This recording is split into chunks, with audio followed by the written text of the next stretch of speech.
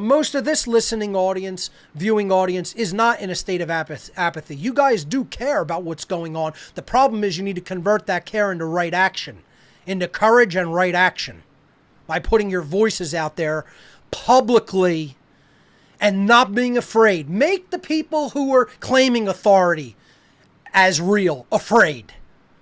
Okay? Welcome, listeners. My name's Chris Jansen. I'm here with 5 friends that I've met through Mark Passio's True Media class. These are all graduates, and we're excited to keep moving forward in our pursuit of teaching natural law and talking about principles and morals, objective truth.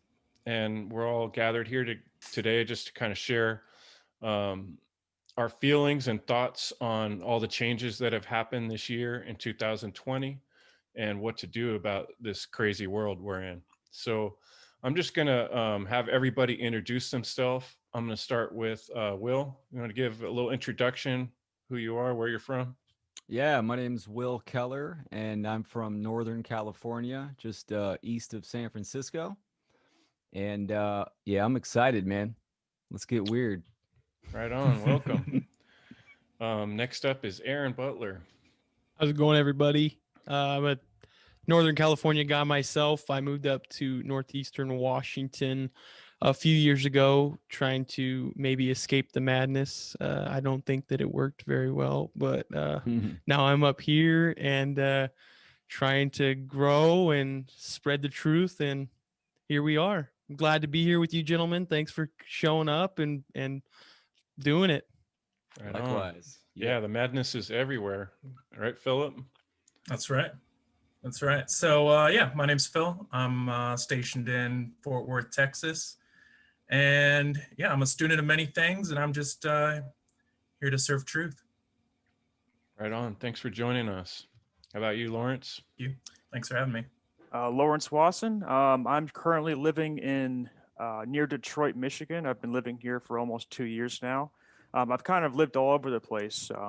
My journey took me all over the United States, but I ended up in Michigan, and I'm just here with my partner, doing my best to promote truth and love and freedom, and just doing everything I can to take care of myself and others.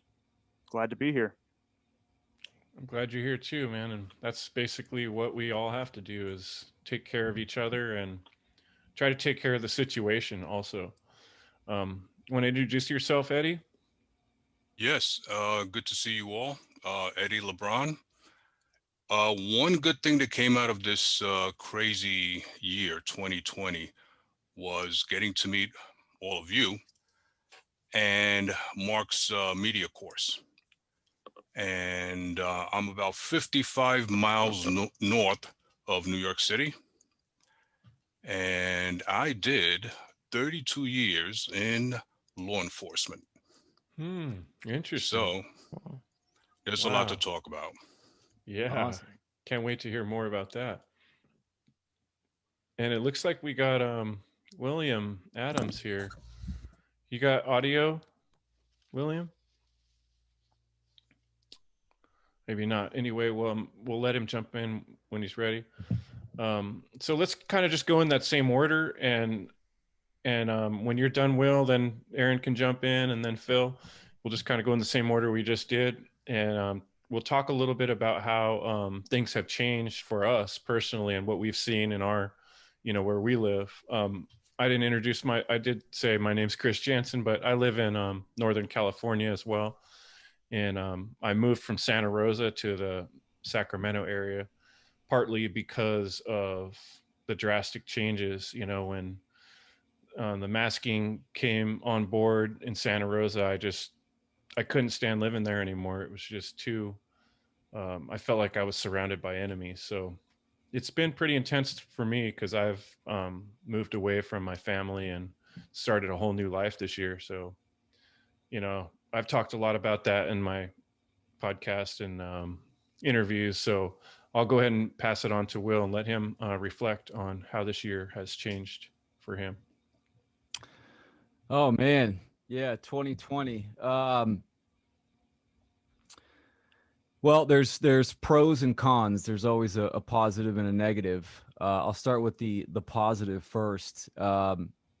This is a pretty much, it's exactly what Aquarius is, the energy, right? It's all about technology and communication and networking. So the positive for me is forming relationships within the network of natural law community, truth community, and collaborating with great minds, and launching a podcast, video podcast, got a presentation series coming up. So it really motivated and put the fire under my ass, which is good. And then the negative, of course, is just, you know, understanding that we're in a very shitty situation, and it's on everyone's doorstep now, right?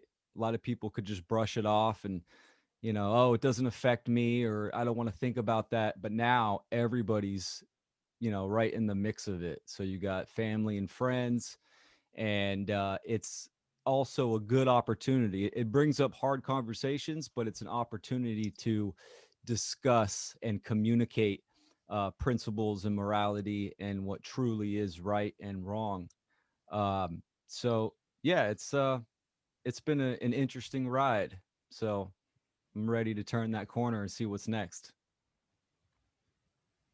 I'll go the other way around. I'll do the negative impact and then say how it's actually been good for me. A lot of it for me is just, it's really cool to see.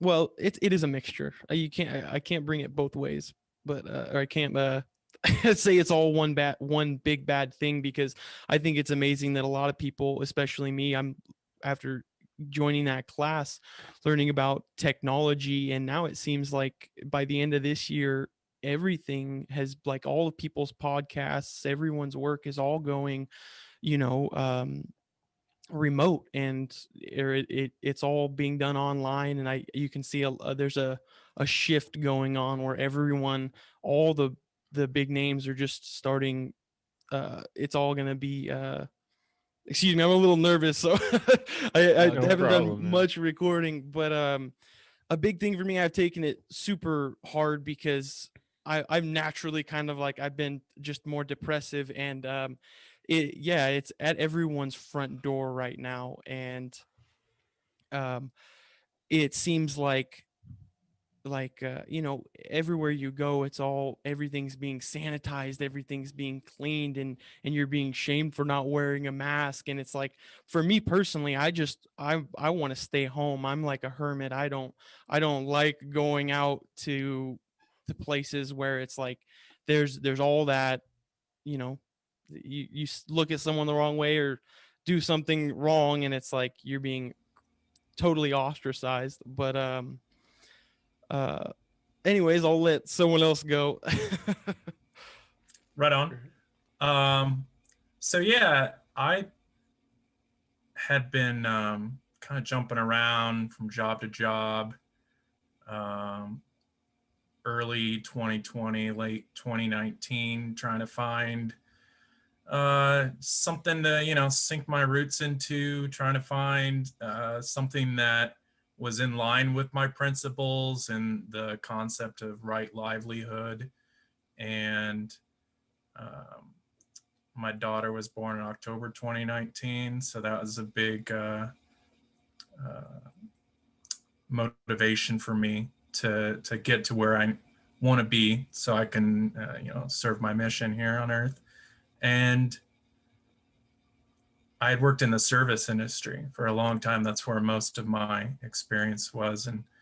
And when all the lockdown shit started going on, and all the masks and everything, I was just like, no, I don't want to be spending my time doing this, And I'd already kind of had that feeling that, that door was shutting and I was gonna be on my way out of it. But the universe just said, okay, here you go, find something new to do. And I'm thankful that my wife makes enough that I can be a stay-home dad.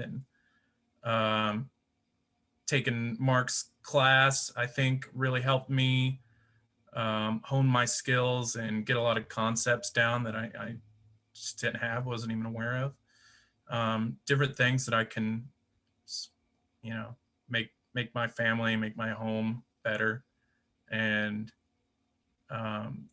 you know, serve truth at the same time. And now I'm leaning towards trying to find something where I can work from home and continue to do that. And I'm really lucky that I'm in this place that I am, that I can afford to do that. And yeah, it's been weird, just kind of jumping into a new state and then being like, oh, I need to go out and like make friends and meet people, and that's hard enough when you know, when you've taken so many red pills. But now everyone's afraid of everybody, so it's even crazier and harder to make friends. And you know, I'm thankful to be here. I'll just say that. Right on.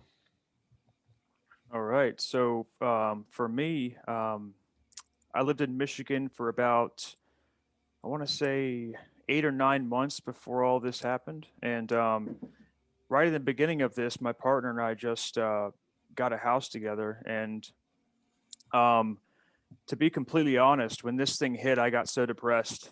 I mean, it wasn't like so bad to where I was like crippled and like I couldn't speak, but it was pretty rough. I have always been, for the past like 4 years, been, you know, on the conspiracy train and been, you know, understanding the control system and, you know, tracking it and everything else and taking care of myself and all of it, the healing process.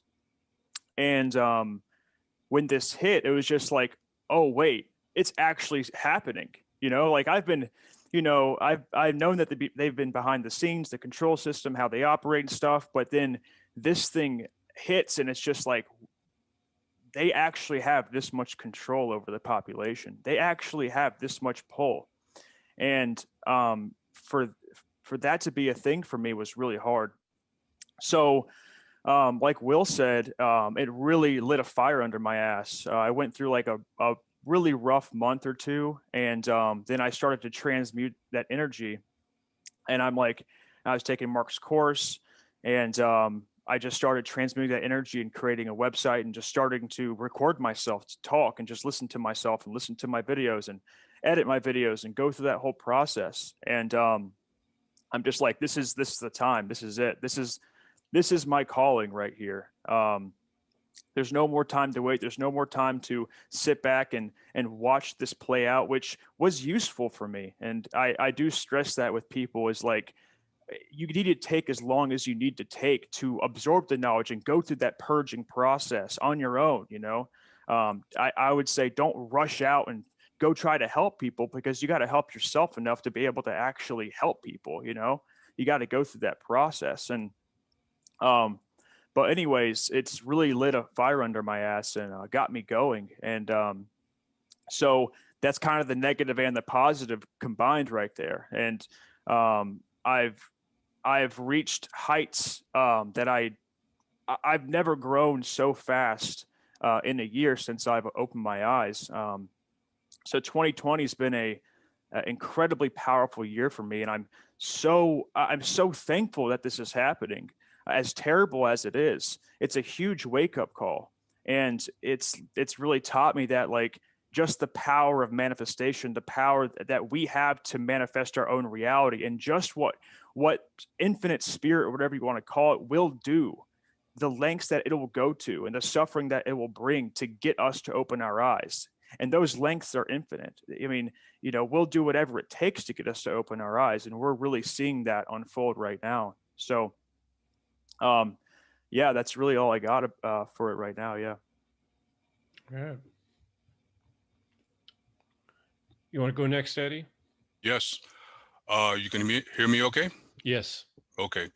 So Will made a good point how this, the pain, the nonsense and everything has been laid at everyone's doorstep. We've all been affected by it to some degree. Lawrence makes some good points about that spiritual journey, and we all have to go through it in our own way. My journey goes back, and it probably begins with 9/11, but it actually goes back to when I was very little and hearing about the JFK assassination. But I've spoken to a couple of people that I'm close to, and I can honestly say I expected something like this. This did not surprise me. I was following it to some degree in January and February, the COVID psyop, as I call it. And by March 15th, coincidentally, the Ides of March, I saw a couple of things. Federal Reserve made a particular statement. And then I saw things develop within about a week and a half, very quickly. Then I saw the coordinated effort, establishment media worldwide with the war footing and new normal and everything else that followed. And by late March and definitely by early April, my assessment was done. I said, this is it. This is a psyop. And it's big, it's massive, it's gonna impact on every facet of human life. And it's a big one, and it's a big one that they're gonna carry for who knows how long. But it's all about the journey. You do your best, find your tribe, and just take one step at a time.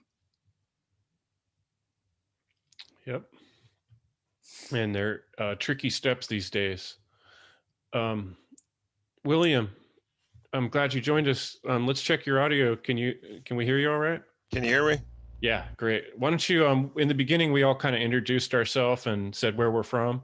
And then we're all just talking a little bit about how 2020 and the events have hit us personally. So why don't you go ahead and introduce yourself? Thanks. I'm William. I'm living just outside of Detroit, Michigan. And I grew up close to here, lived in Seattle for 5 years, found Mark, and he really, woke me up. That was about 6 years ago. And I was in college at the time, dropped out just before I graduated, and decided I didn't want to become a robot, and had it in my head that I didn't have to pay my student loans, and I just went under the radar, lived in abandoned houses. My older brother bought a bunch of houses right before the housing collapse, and they all got taken away from him. But before they did, I squatted in several of them and in Seattle, and I participated in an armed march on 4th of July in Seattle, or Olympia, Washington. I would post up downtown Seattle with a "What on Earth is happening.com" sign and talk to people when I was real, just flight at the seat of my pants kind of thing. And then as time wore on, I realized that, I need to, the words of like, blessed is he that, in the course of making his daily bread, does no harm. So I got to make the daily bread somehow. I got to figure out, some means of safety so I can go about studying, and you know, where's the money going to come from? So I got into construction, was breaking even, moved back to Michigan in with the parents, which, and then, 6 years later, now I got my own house. But I was lulled back to sleep, and thank God for this course. Because it really, you can fall back asleep, and I did. And now I'm awake again. It's not easy, it's not comfortable, but comfort is the soul killer. Believe it. So if you're uncomfortable, that's a good place to be. And that's where I'm at. So I'm with you on that. this is not in my comfort zone, like making videos and taking someone else's work and morphing it just to be another voice on the internet, which I know is that's it. It's like, you know, more people got to just put work out. Like that's it. Don't overthink it. Everyone. You know? Yeah. It's like I tend to overthink and I try to meet people where they're at. I've always considered myself a great communicator. Uh, in college, I founded the Business Ethics Club. I was very proud of that, and I went to a great college, like Seattle University. I've been through Dale Carnegie twice. Both my parents are salespeople, so like I've always thought of myself as a good communicator, just like trying to be better and more effective. And so that's where I'm at. I have a business background, and I just want to.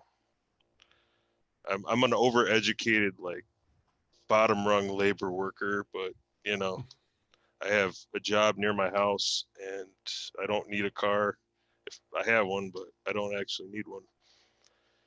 And I'm just in a place where I can grind down on this. So that's what I plan to do. Right on. Thanks, Excellent. William. I'm glad you brought up what on earth is happening too, because I should mention that it's possible someone might be watching this when we share it.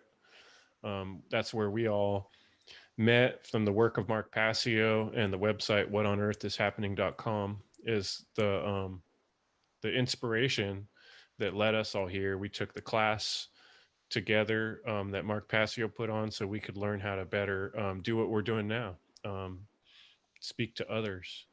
So for me, it was pretty interesting when the whole COVID thing started.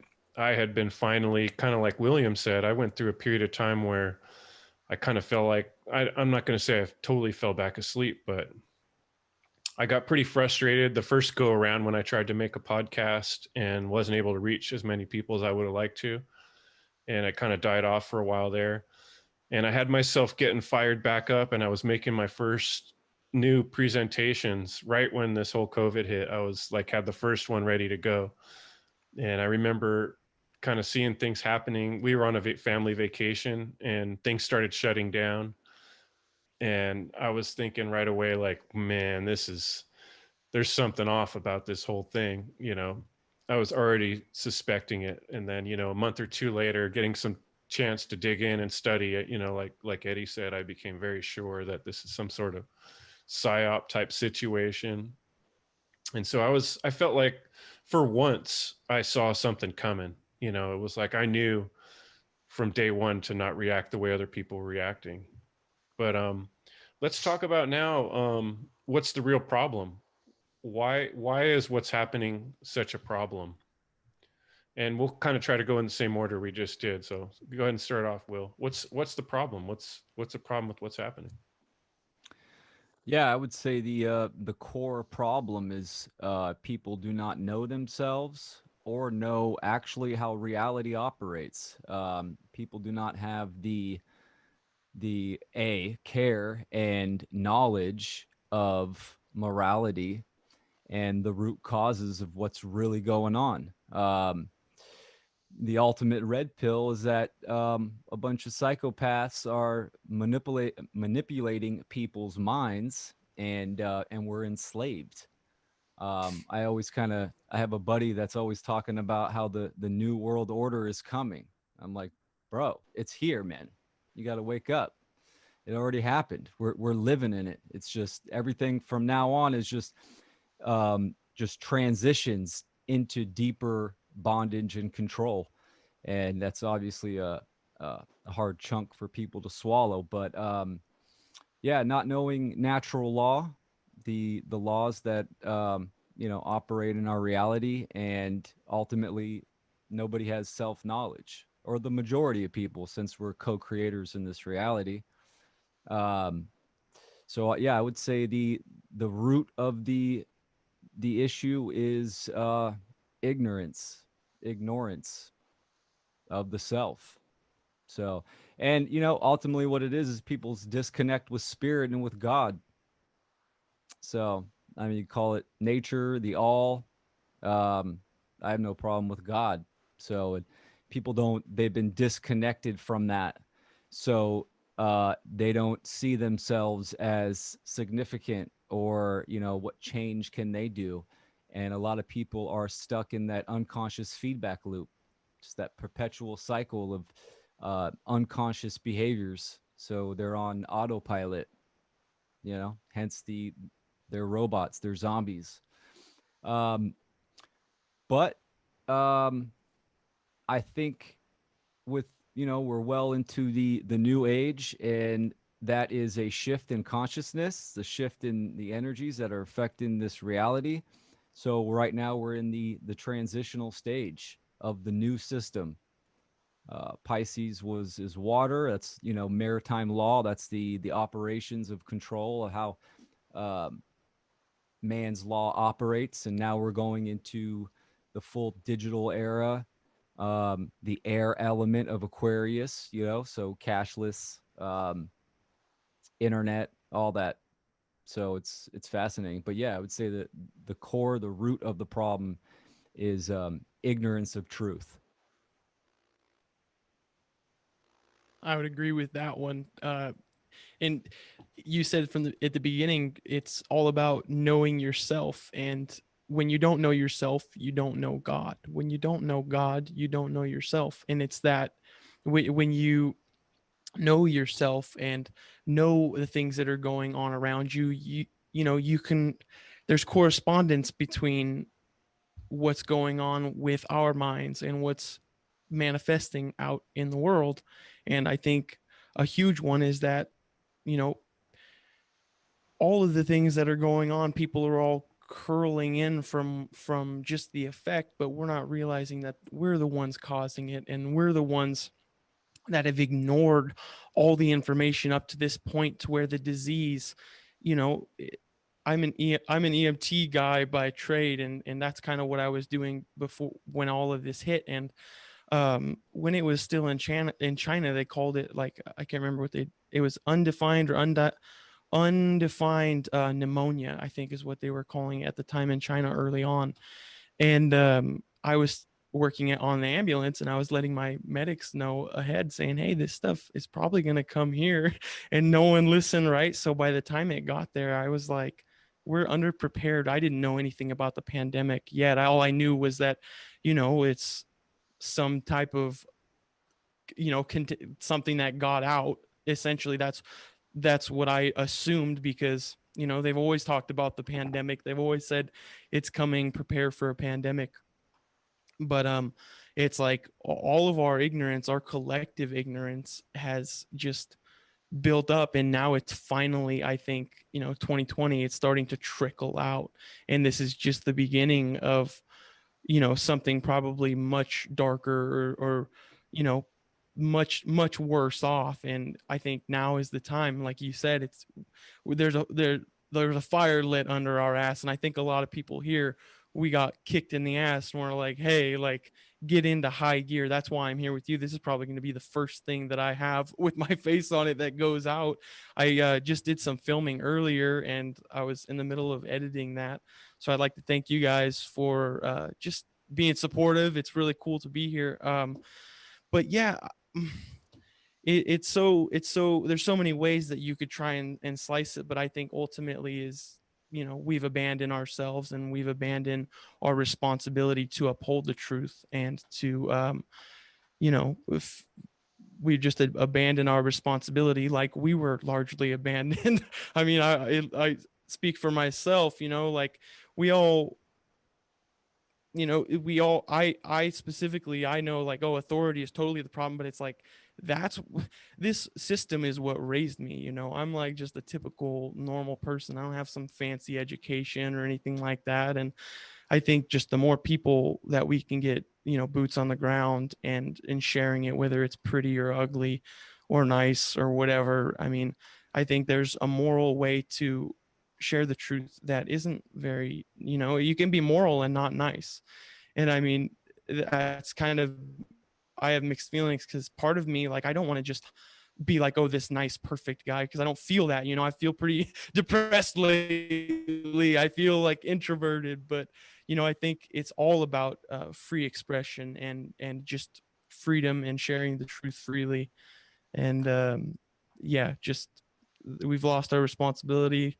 I don't know where I would close that up as, but just noticing that we're creating this reality, and we're the ones who have you know, let this go on for so long, and now it's our turn to stop it. And just I want to power through it and get it out of the way. And just I want our children and our children's children to have beautiful, bright futures, because we fight hard, you know. And that's where I'll leave that. Well put. Definitely, I definitely agree with a lot of the points Will and Aaron just made.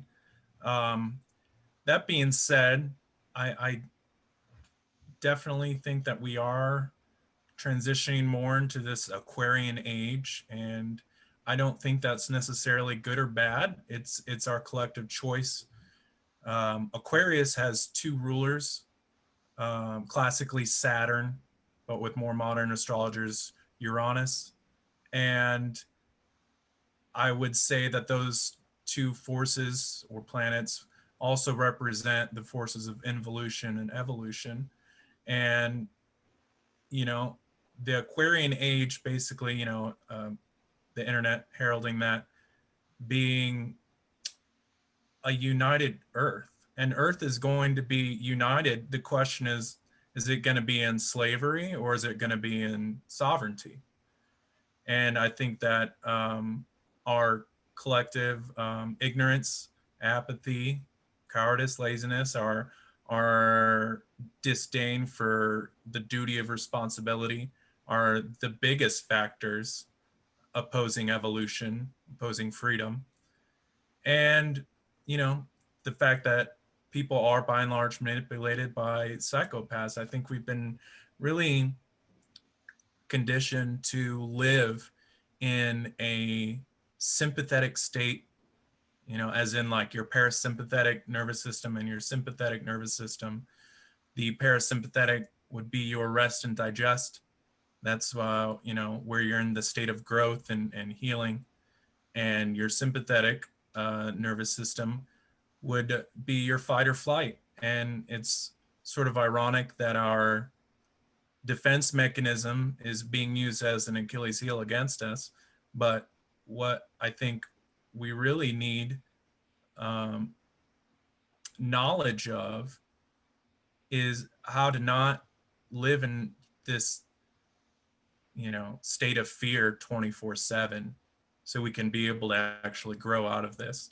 And knowledge is what's going to do it. Knowledge is what's going to put it out there. And then, you know, the actions of as many people as we can get, you know, on the wire, on the deliverance, the issuance of this knowledge. And, you know, it's there, it's at our fingertips. We have the technology, and it's just a matter of will. So that's where I am on that. Nice. Yeah, some really good points, really great points all of you have brought up. I thought a lot about this, and I could talk about this forever, but I think the root cause of all of what's happening right now is thinking in terms of separation. And um, I feel like even with, I mean, obviously the knowledge of natural law, if we don't have the knowledge of natural law, we don't know how reality works. But even if we did have the knowledge of natural law, if it's only a concept we're not actually living in alignment with, if it's just an image that we've attached to ourselves, and what really good is it? I mean, it's gonna help somewhat, but if an individual still thinks, they're separate from other people, they're separate from life in general, it's only going to get you so far. So the root cause, the root problem we're facing is that we think we are separate from our thoughts, which is the ultimate, separation. Because if you think you're separate from your thoughts, then you're separate from everything, because everything is just, the outcome or the outgrowth of our thoughts. It's the outgrowth of the mind. So, to really live in this solution here is to understand our interconnectedness to all things, and to understand that there's nothing that comes to us that we did not bring to ourselves. And I hear individuals who will say, I bring my experiences to myself. I get it, but they still victimize themselves. They still say, but it's the psychopaths, it's this, it's that. And yes, there's a control system. Yes, there's the dark occult. It exists. It's evil. It's evil in the sense of duality. That's only one level of reality, though. But anyways, I think a lot of us get stuck and caught up in the duality, and we forget that we're non-dual beings in the experience of duality. And so I'm not only speaking about the aggregate of humanity or the collective, I'm speaking about individuals in the truth community as well. They put out so much information daily. They want us to feed all these narratives. They want us to feed all these, they're always laying down these breadcrumbs. And I think a lot of us are picking them up without knowing that we are actually taking part in the creation of the very things that we're trying to expose. It's like this double-edged sword. It's this self-fulfilling prophecy, because if I don't have that level of awareness to look at that news article or look at that video or watch that, whatever, that podcast, or that, that person exposing Dark Winter or whatever else.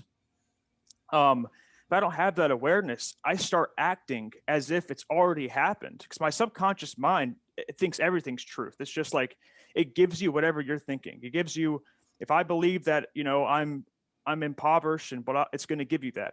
That's where my truth comes into play. When people say that's my truth, well, yeah, on one level it is your truth, because the subconscious mind can't register belief. It can't register anything, but it just gives you exact results based off your thinking. So if we're not aware of what we're taking in, the knowledge that we're taking in, the information, then we're this self-fulfilling prophecy, and we go, I told you it was going to happen, guys. You didn't wake up. I told you it was going to happen.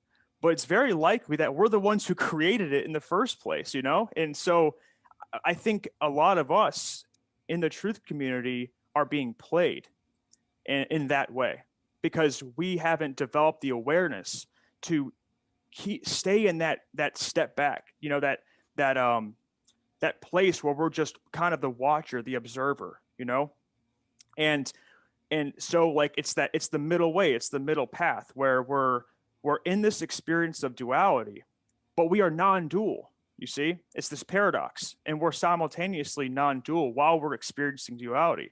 So we have to really remember that, because if we get caught up in victimhood, because the victimhood is going to get you every time. I mean, if you think, and I watch myself all the time doing it, it's like, or my thoughts are like trying to separate me from things that I call evil, things that I call this, things that I call that, and I just watch it play out. And I don't give it those bananas, that monkey mind. I don't give it those bananas as much as possible, but sometimes I do, because it's a very difficult process, especially with all the stimulation, the distractions, the screens, constantly bombarding the energy, the Wi-Fi, everything, right? So doing our best to just watch and see and observe what they're trying to get us to do, even us, and we think we got it figured out. We think we got this because we have all this knowledge, we have all this understanding, but knowledge will only get you so far. And if you're attached to concepts and knowledge, what good is your knowledge if you're not living the knowledge? Because we are knowledge. We are the knowledge. There's not some knowledge that exists outside of us. There's nothing that exists outside of us, really. And this isn't solipsism, no.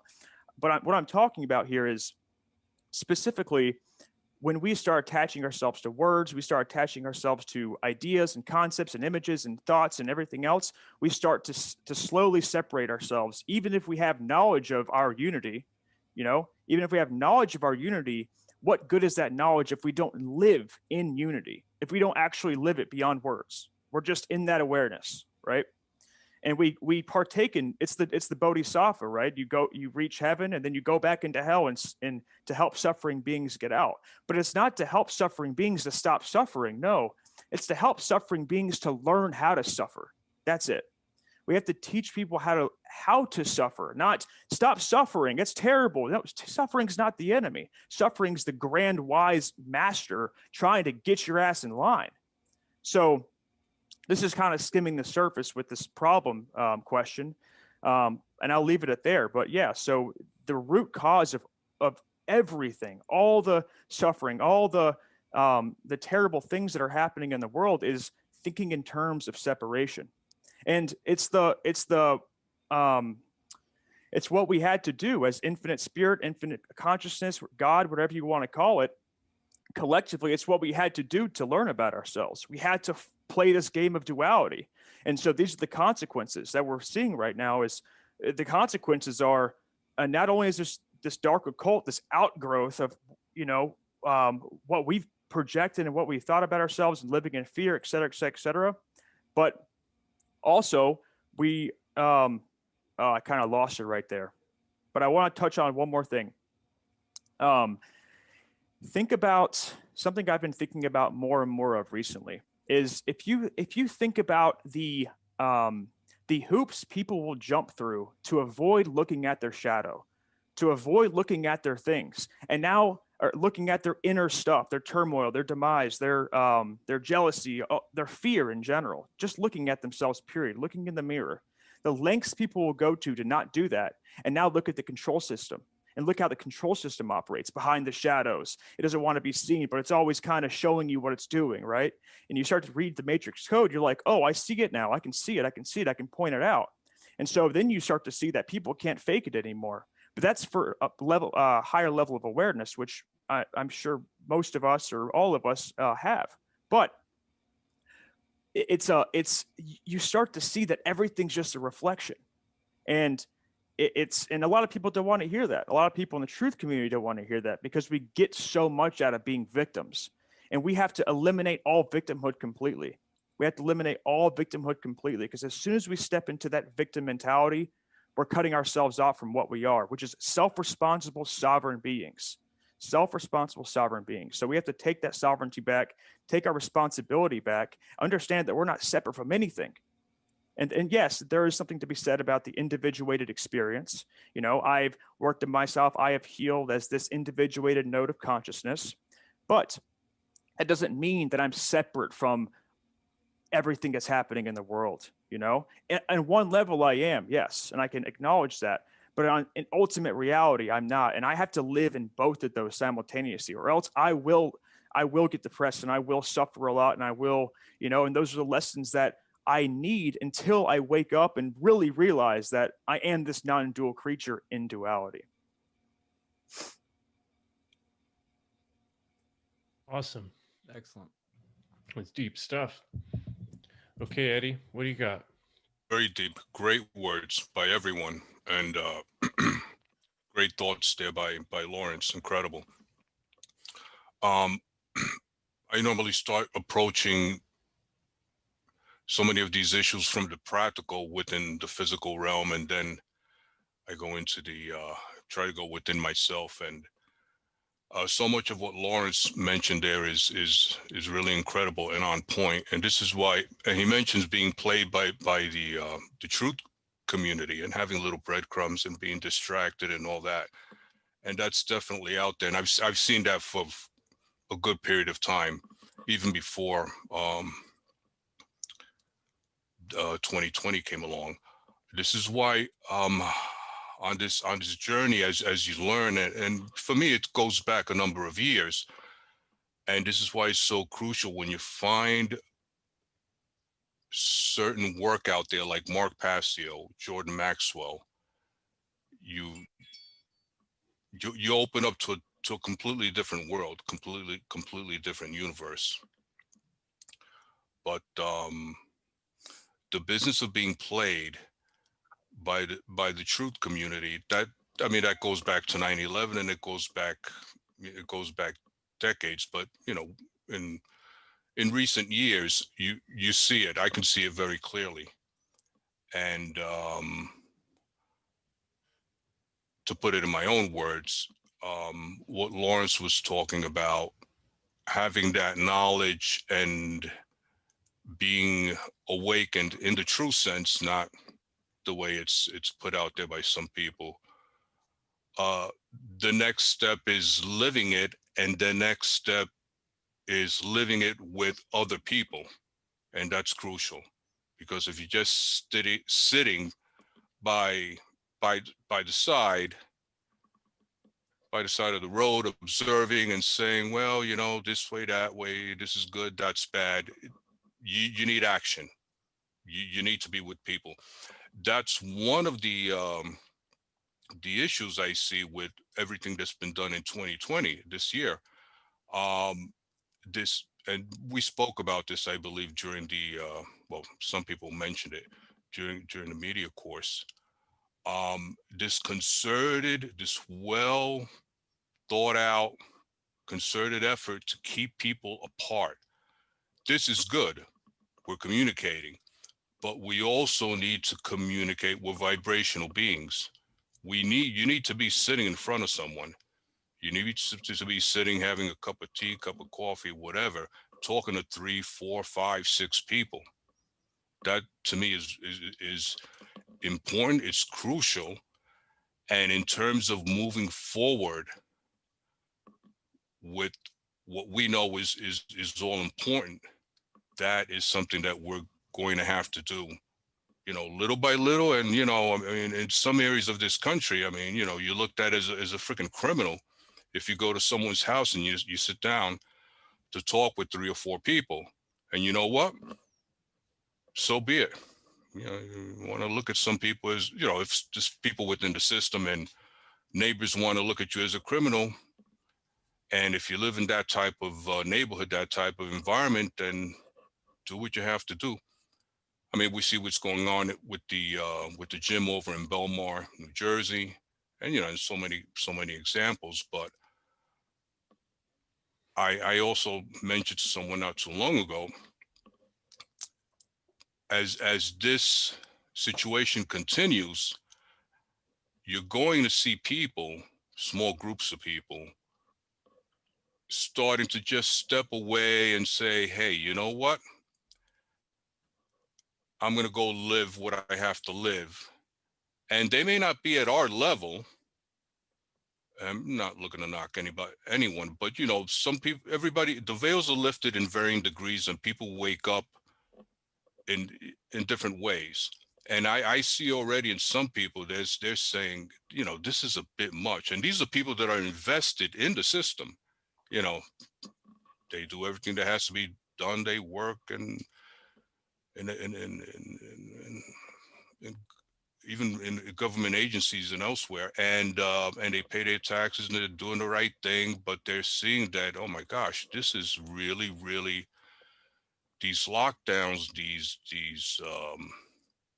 these regulations. I mean, it's not in proportion. You're hurting people. You're just hurting too many people, and they see it in their neighborhoods, and that helps some people wake up just a little bit. But in the future, whether it's just getting together to talk, and who knows what the future may bring. Whatever the consequences, if you have to sit and talk with some people, then you do it. But, each individual has to make their own choice. And that's the way I see it. And that's real. Being real with people. That's what being real is. What do you got for us, William? All right. So great points. As far as the problem, for me personally,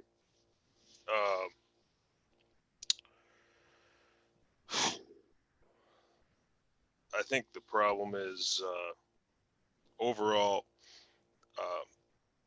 someone that's helped me immensely in the recent past is Jesse Lee Peterson. I don't know if anyone's ever heard of him. He's very controversial. He's got a talk radio show.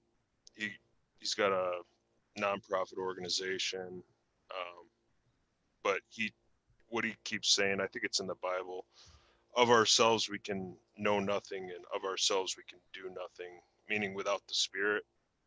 So Jordan Maxwell, I don't know if you guys are keeping up with him. He's bringing out some awesome videos and interviews, and he told a story about how this interdimensional being, like a spiritual father, reached out to him through space and time, and basically summed up his whole like knowledge. He's like the best practice in doing research. You know, he's 60 years. He's been in a library since he was a young boy, always questioning, always learning. You know, ties to the Vatican and government. Just always wanting to know the real and the raw about everything since he was born, basically. And he said the spiritual being that reached out to him sent a message through a cameraman 50 years before he met this cameraman, that he wasn't there because of himself. He was there because of the spiritual entity. Like, his whole life was guided by a spirit. It wasn't him. He wasn't responsible for being put in his position of power, you know, of knowledge. And like, it's a revelation that he's trying to impart on us. Like, you know, you're a pawn, basically. There's a spiritual game being played between light and dark, and you need to allow yourself to be used by like the spirit of good. And so I think that's a huge thing that we all need to realize. So that being said, I think we curtail or dilute our messages because of lack of belief in the fact that truth will prevail. And as Mark says, be bold and mighty forces will come to your aid. That low self-esteem will snowball and people just won't listen to your message. You know, your body language will spell out exactly why they don't need to be listening to you. You know, because you don't really believe what you're saying in the first place. And you're changing your message just to meet them when you don't know what the hell could switch on their brain. You don't know. So say the truth, say it bluntly and unapologetically. And I'm guilty of not doing that myself, but I know I need to do that in the future. And the human voice is the most powerful force in creation, as Mark said. So I think that's it. You know, just we need to. There's a method that Jesse Lee Peterson he calls it a silent prayer, and I think it's crucial. It's categorically important if you want to meet with the spirit. Is you know, choose. He says right when you wake up and right before you go to bed, do a silent prayer. You sit down, quiet, and just observe everything. Eyes closed, you know, 10 minutes, 30 minutes, whatever you want. But what it does is it slows you down as he says, so truth can catch up with you. And it is so true. Like, you'll just change, you know. You will be changed by the Spirit in a way that you want to be changed. And you need to be changed. And like, as he says, of ourselves we can do nothing, meaning you can't change yourself. You've never done anything. And I know this flies in the face of Mark Passio, but he says you have no free will. And I kind of believe that, because, you know, you can only really change when you're changed by the Spirit. It's a very personal thing, but highly suggest the silent prayer, and it'll calm you down. It'll allow you to think clearly and not be triggered. You can hold conversations with people that have violently different viewpoints, and you'll have just fathoms deep patience. You know, it's not being triggered is like the key to communicating in this world. And the trick is having truth on your side, slowing down so truth can catch up to you. That's what I have to say. Right. Thanks, William. And, you know, I guess that in a way ties into what I was thinking a lot about is, you know, the age old know thyself, and to build this confidence in ourselves. What I've noticed in myself, and it's being like a microscope, you know, put on this problem of lack of self-confidence and this indoctrination that we've all had since birth, through school and through all the structures in our society that teach us to be obedient and to always look to some other authority for answers. And I've noticed this when I try to talk to people about subjects and matters of truth. They always want to defer, like, who said that, you know, or you know, what agency put out that information. And really, like what William's talking about, meditating, and like Aaron said about responsibility, and what Lawrence was talking about, what each of us are talking about is gaining responsibility for our own thoughts and thinking for ourselves. So I would say the number one for me, what I'm seeing going on with people all around me, is this willingness to obey and to defer to authority. And that to me seems like the number one, like, in your face problem right now with 2020, the mask mandates, the quarantine, all this could stop when people say, no, I'm not doing that. And if we said that as a group, as a large group, it would end right at that moment. And the reason we can't do that is because people believe in, like, a religion. They believe in authority, like a religion.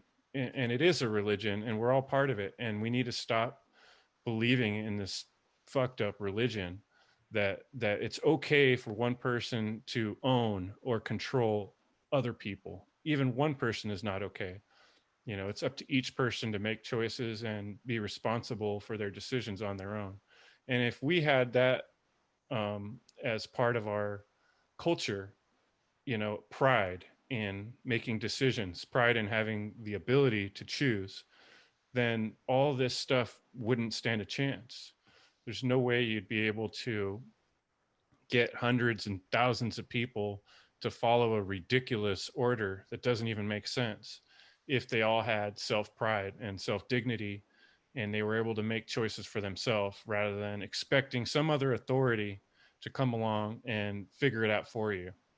And that's really what I see as the principal problem, you know, right in our face. So I see we got Andy here with us. So Andy, Hi, everyone.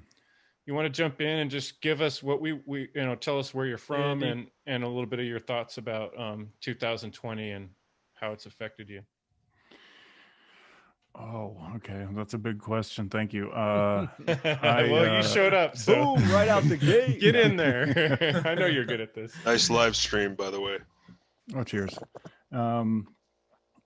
Okay, well, I'm from Seattle, or as I've taken to calling it this year, Seattle grad. Washington, Seattle grad in the USSA, and 2020 has been a very good year for me in some ways, and obviously not so in other ways, but kind of the main thing personally that I've gained this year is I go back time and time again when I'm asked questions like this. For those of you who are familiar with that story that Mark tells about that lady at the conference years and years ago who said to him, "You have all this information, what are you doing with it?" And he said, "Well, nothing really." And she said, "How dare you?" or whatever it was. That was this year for me, because I've been looking into researching, thinking for myself, like Chris was saying, and it sounds like other people have been saying, trying to take back my personal responsibility for my thoughts since about 2008, 2007, and have kind of made some tenuous steps, but it wasn't until this year where it was just like, okay, I got to stop making excuses. I got to take responsibility. I got to just go. And in April, I wasn't sure what it was going to look like. And now, you know, even within the first couple of weeks of just internally committing to, it's just been, I take a step and then the next step shows itself, and it's okay, this is what we're doing, and commit myself even more so. So it's been a good year in that regard. It's been a tough year. I've seen the city that it's a beautiful city. I've lived here for almost 20 years now, moved here intentionally to live in this city because it's just beautiful. And I've just seen it go from kind of starting to crumble at the seams now to it's just widespread ignorance writ large. And you know, it's still a beautiful city. It was a beautiful day today, but I realized early this year, end of last year, even before all the real stuff started, that the way that people talk now is well, and talk is kind of is without communication, and it's not just a little bit, but it's complete. And I've seen, at least here in my environment, that it's either you agree with me, and I assume that you agree with me, and we know how speak the same language, we have the same semantics on everything, so therefore there's no real reason for me to talk to you or communicate with you. Or you don't agree with me, in which case you're an idiot and you don't understand, and therefore there's no reason for me to talk to you. And at the end of the day, communication stops when those are the two boxes that get checked. And I think that's, you know, that's right where a controller would want somebody. I mean, when communication stops, because communication is energy, and when energy stops and that flow stops, there's backups in the current. And when that energy gets backed up, then all sorts of problems start happening, whether it's individual, you know, I suppress some part of myself and it ends up having nasty ramifications in some other area, or I suppress some part of my culture or some part of the environment around me, and that ends up backing up somewhere. So I've seen that, you know, just get bigger and bigger and bigger this year. So. Yeah, and that really ties into what Eddie was saying too about the importance of sitting down and talking with people. You know, and that's big. I mean, that's kind of what we're doing here. We're talking with each other, and we're opening the door to people that might be listening to this to talk. So, what I'd like to do with the remaining time we got left here is to go around one more time and just kind of everybody closing thoughts, and let's talk about hope. You know, the things that we can do from here on out to make the world a better place. What I call ending evil, which is you know, supporting freedom. And yeah, and as best you can, sum up your thoughts on how we can bring freedom back to the people and change this dynamic. You want to start us off, Will? Yeah. Be the seeker. Constantly seek truth and speak truth. That's kind of my motto that I live by. We're the time that we're in now, regardless if you're doing it, you're going to feel the pressure of the internal makeup, your internal foundation. So doing the shadow work, looking at the darkness inside you, the uncomfortable aspects of your personality, of your life and your mind. If you're not sorting those out and working with those, it's going to get really hard and really rough for people. So I always recommend using the psychological triforce is what I call it: meditation, contemplation or introspection, and imagination, using those three. And it's a good time to think about potential situations that are going to come up, and what's going to be your move, because ultimately we're in the time of action. And doing the shadow work is action as well. And then, transmuting that into external rhetoric and talking about what's going on and talking about truth. So people are either going to do it or they're not. And it's a good time to talk about solutions and get this out here. So it's great. When the government or the mainstream tells you to do something, you can bet your ass that you're going to want to do the opposite. Stay inside, don't communicate with people, suffocate yourself. Obviously the opposite will be true for sure. So people getting together like this, getting on these calls, these meetings, meeting up with people in your local area. Chris and I have been doing that for a little bit. It's phenomenal. The energy that is involved with that will really motivate you, and just keep it going. So yeah, it's time. Anybody who wants to get into talking about this stuff, the best thing to do is just say fuck it and do it. If it makes you uncomfortable, do it. That'll just work you in and warm you up real nice. So, because it's gonna get very uncomfortable for people for sure. So, be the seeker, seek truth, speak truth. Speak truth and be truth. That's good. I think that there's so many ways that you could just, the simplest thing that I think someone could do is that the floodgates have been opened for just garbage information. So take the time for yourself, like William was saying, take that time to reflect, get a little bit of solitude in your life, and cut off all of the bad parts of your diet. And it's not about food. We all know that. Diet is about the thoughts that you entertain, the emotions that you entertain. And getting yourself grounded is just the first step. And if you know the truth and you know that you're not in an environment where you can be yourself, especially for me, I have been an EMT and a firefighter, and hanging out with those guys, they're sadly, I wish it was a little different, but a lot of them are in an environment where it's an order following environment, and there's tears, and you don't speak out, and you can't speak out. But the best thing that you can do is just realize that that's the truth, is all you have, and that's the only thing that makes that can help any situation is truth. Ultimately, I'm going to die, we're all going to die. The only thing you can pass on is truth. How much truth did you contribute to, or how many lies did you contribute to in our life? And I think that just recognizing that now is the opportunity, now is the chance.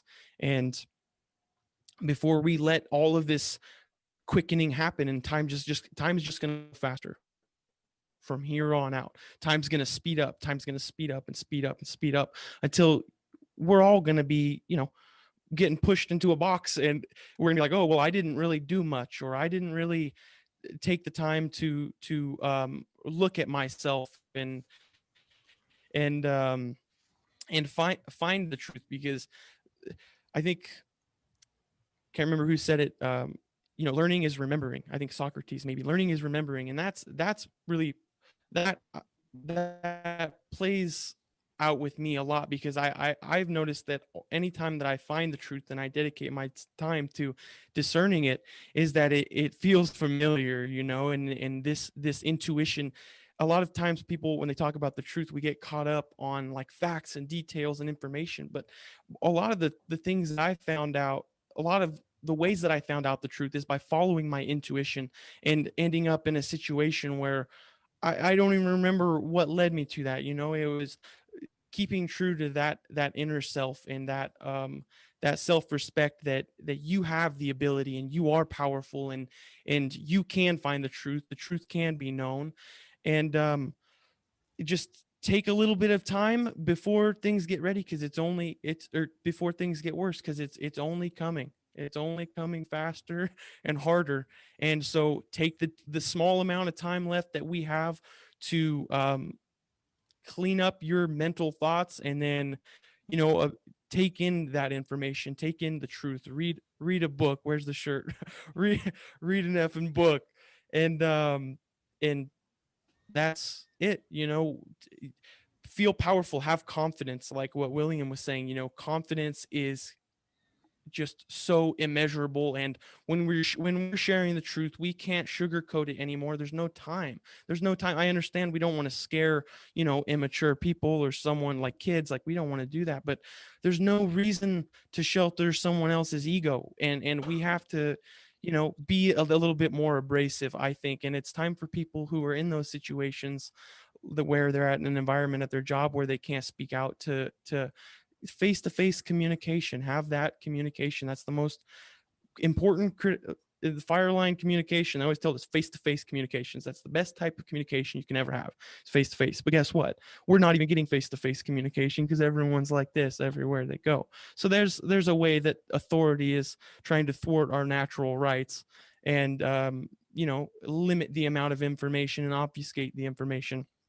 But on that note, thank you guys for all being here and allowing me to join you.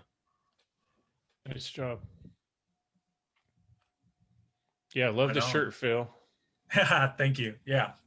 Yeah. So, in terms of solutions, I think a big one, obviously, and Lawrence touched on this, is to not fall into this idea of separation. I think that is very important, because what that is a force that is very much what the status quo needs in order to achieve their goals. And anything we can do to connect is paramount. And what the absolute cosmic truth is that we are all one.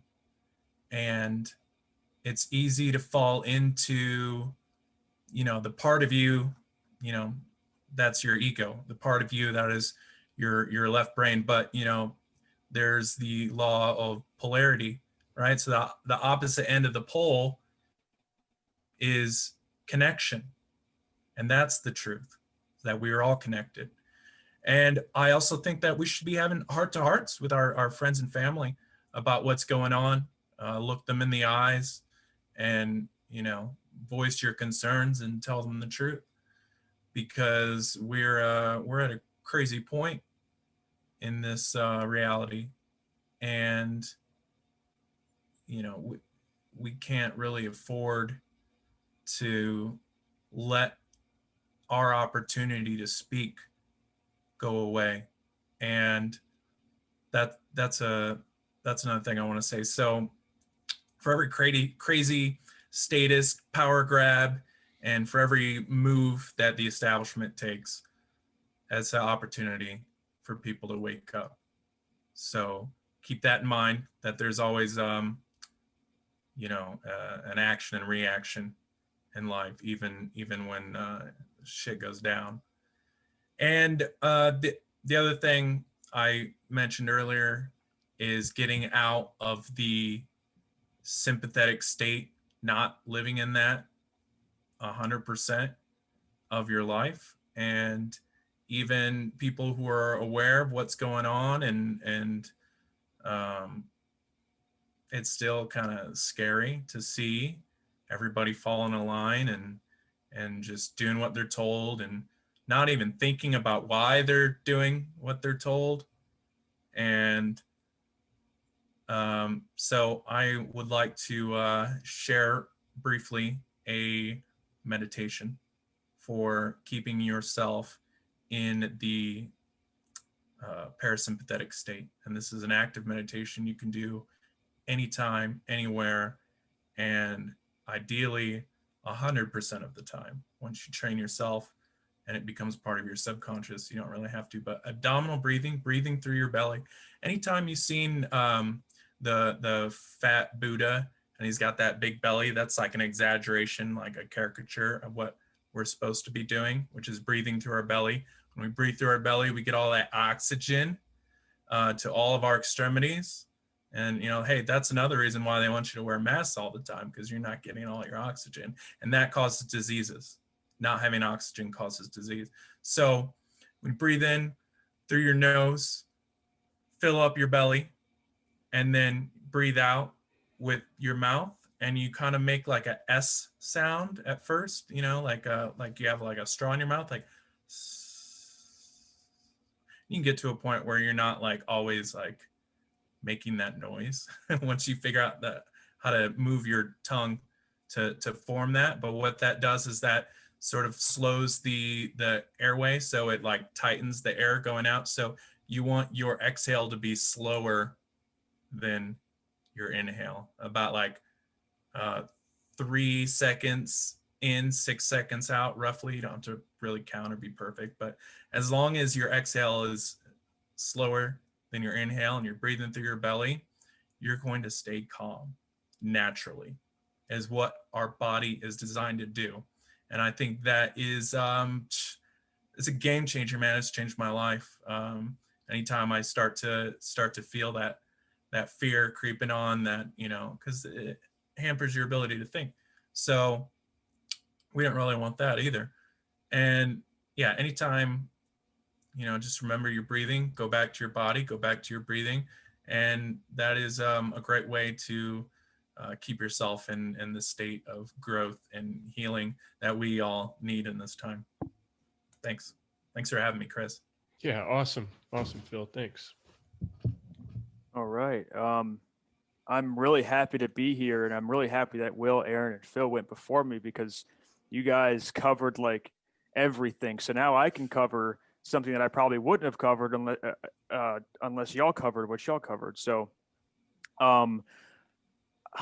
recently I've been really contemplating the nature of technology, and I've been finding myself getting lost in my technology. And like, you know, when you hear the text message ding, you're like, whoa, you know, everyone's like, whoa, everyone's looking at it's like, and I've been really catching myself with that. And I've been pretty good with that, you know, for the past few years, but more recently, since I haven't been out as much and I haven't been socializing as much and all of that, I've been tuning in and being more aware of, you know, getting kind of lost or attached in the screen. And I just read a book called Illusions by Richard Bach. I don't know how many of y'all have read that, but I really recommend that book. It's awesome. But in the book, there's like this Messiah guy, and he talks about how you always teach what you need to know the most. And that resonates with me so much. Like, I find myself teaching what I need to apply to my own life the most. So I'm like, oh, that's really good. That's so true. That resonates with me. So let me spread it. Let me share it. And that's how I come to understand it even more, is by releasing. It's like this constant cycle of absorbent, like I'm absorbing knowledge. And then I release. So I don't implode. And that like, I remember years ago when I wasn't really talking to anybody about this stuff, I was imploding like every few months. And that implosion looked like falling into a hole. It looked like depression. It looked like, just immense sadness of the state of the world, and feeling, although I knew intellectually that I am this infinite, powerful being, I wasn't releasing enough. I wasn't sharing my gifts enough, and so, like, I'm going to stress more than ever right now is to communicate with one another and share what is on your heart. Share whatever's on your heart. It doesn't matter if you're stuttering, if you're crying, get vulnerable, get raw, just share, just express. That's what we're missing so much in this world, is that raw state of, like, like I stutter. I'm nervous. Where I feel there's nervousness here in this room right now. I mean, and that's why I'm so thankful for this as well. Is this is a huge jump for me. This is a huge jump for me to be doing this. And my whole life, I've had extreme anxiety speaking in front of people. But I knew when this all happened, I'm like, I have to get over that. Like yesterday, I got to get over that. And the only way I could get over it is just start doing it.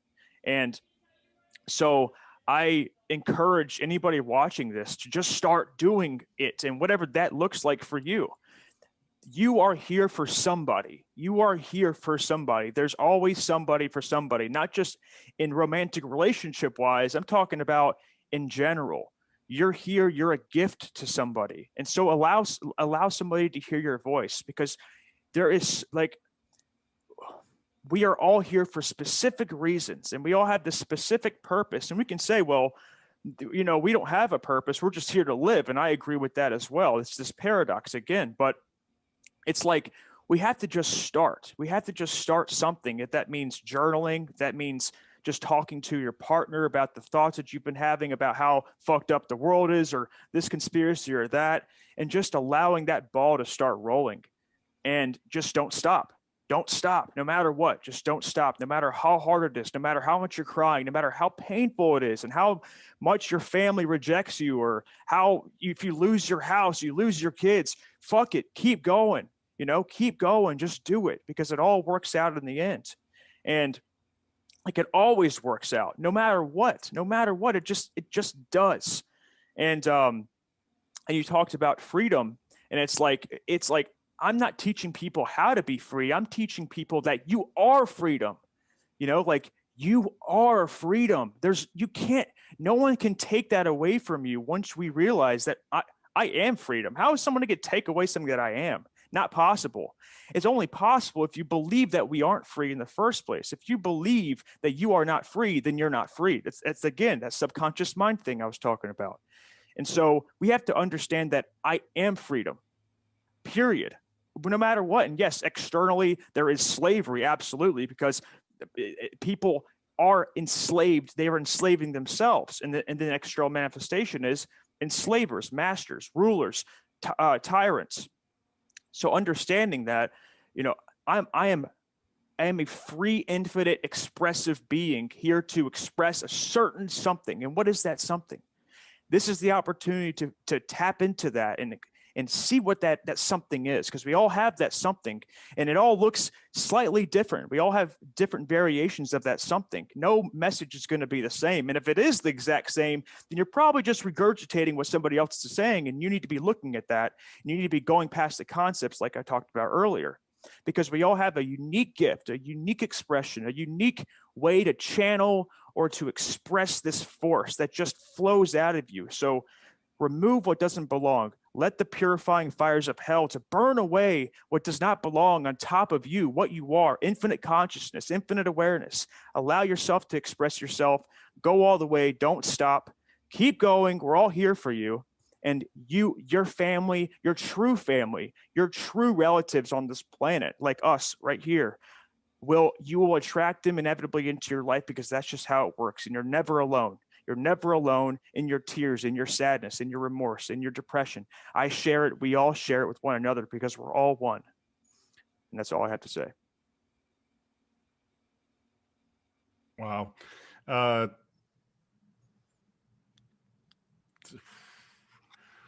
So I want to kind of touch on a couple of things that everyone said, and Wow. And thanks again. Sorry I was late. Life.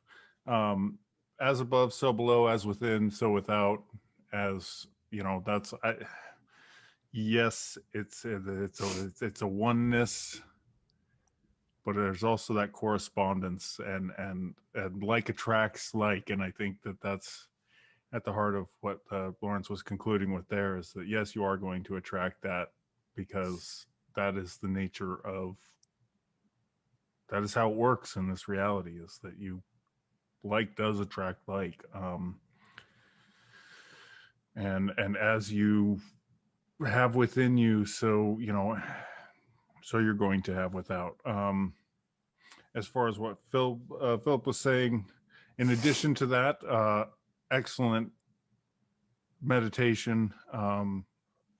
The other part of it, because I was a theater kid back in the day, and that was something that was always kind of taught and central, that when you're preparing, that's a good way to settle. That's a good way to go in. The other part of it too, and especially for me, because I was sitting here at the beginning, the other way to maximize that and take advantage of the oxygen that you're intaking is also to sit up straight or stand up straight. And that also centers you mentally, calms you mentally, sitting up straight and having a straight spine, because that spine is a conduit of energy, and that is electricity. And trying to, stopping that, or putting a kink in that, or having any sort of anything limiting that flow is limiting to the overall health of the being. Also, Lawrence was talking about something, when the student is ready, the teacher appears. I wrote that down. And kind of tying in with Aaron and Lawrence, the sum of everything is one. I think Will touched on that a little bit too. And my ultimate solution, or not my ultimate solution, but here's my contribution to solutions, is ask questions. And I think this really goes to part of what the heart of what Will was saying. Ask questions. I mean, how do you get to truth? You keep searching, and you keep asking questions, and you keep trying to get closer, and don't tie your current state of understanding to the answer to the question, because if you do that, if you are invested in what the answer is going to be, and the answer is something different, it can be really hard to accept that, or you make it more hard than necessary to accept the answer, what it is. But then the answer in and of itself is not the end. The answer is the stepping stone to the next question. And it's soldiers and hunchbacks, answers with an exclamation point, and then the question mark is the hunchback, and all the way down the line it's soldiers, or whatever you want to call the exclamation point, and the hunchback, one and then the other and then the other, and it's a constant process. And I think that goes to dealing with other people as well. I have found, particularly in the last couple of years, that rather than making statements to say, well, yeah, but what about, this is true, you think that's true, you're wrong, this is what's going on, one of the most effective ways, and I think why it was such a central tenet to the salon style teaching of the ancient Greek schools, where it was, nobody sat in a row, there was no students, there was no teachers, it was just the salon. People showed up, sit wherever you want, yell questions across the thing, but more than anything, ask questions and answers and questions, and that dialogue. And when you bring people, rather than say, here's wrong and here's the right thing, if you say, here's a question. Okay, so I hear what you're saying. I have a question about that. It sounds like you believe this. Well, here's my question about that. You're not accusing them of anything. You're not, I mean, and there might be some accusation kind of folded into the question, but I have found in my experience that people tend to take the question and actually start to try and answer it. Maybe not right away. Maybe you're just planting as questions, the seed that you're planting for them to work on. But rather than starting an argument, you're starting a discussion. And that can sometimes hopefully be a jumping off point for people to really start to actually ask themselves the question and get to the root of their belief structure, their system of understanding, or whatever it is. So asking questions is my big, don't ever stop asking questions, because when you stop asking questions, you accept and you believe. And when you believe, in the words of Robert Anton Wilson, belief is the death of intelligence. So I'll leave it at that. Thanks again for having me, guys.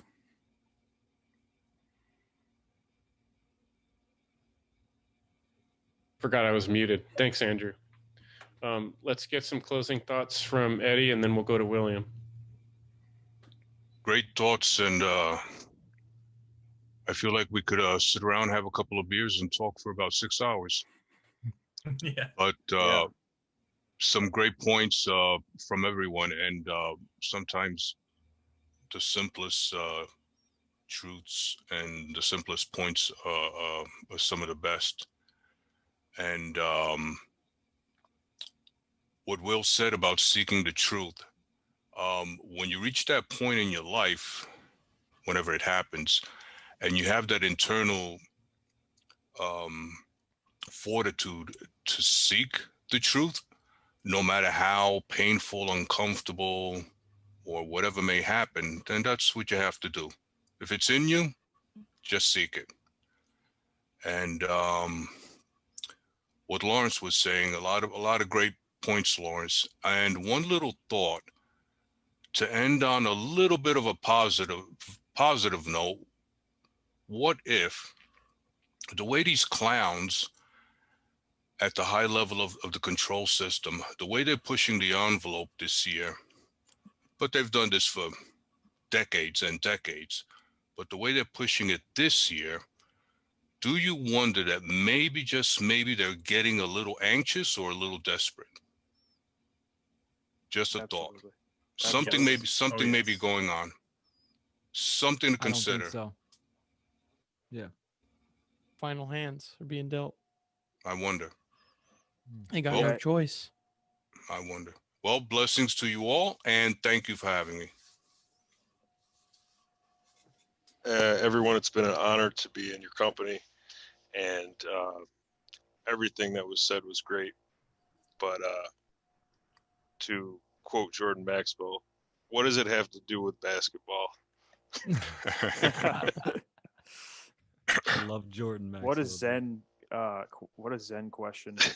That's great. All right, so this is the last bar in the last town in the last state on the edge of the earth, and the world's flat. There's nowhere to go. Action cures fear, man. Scoreboard. Mark's winning.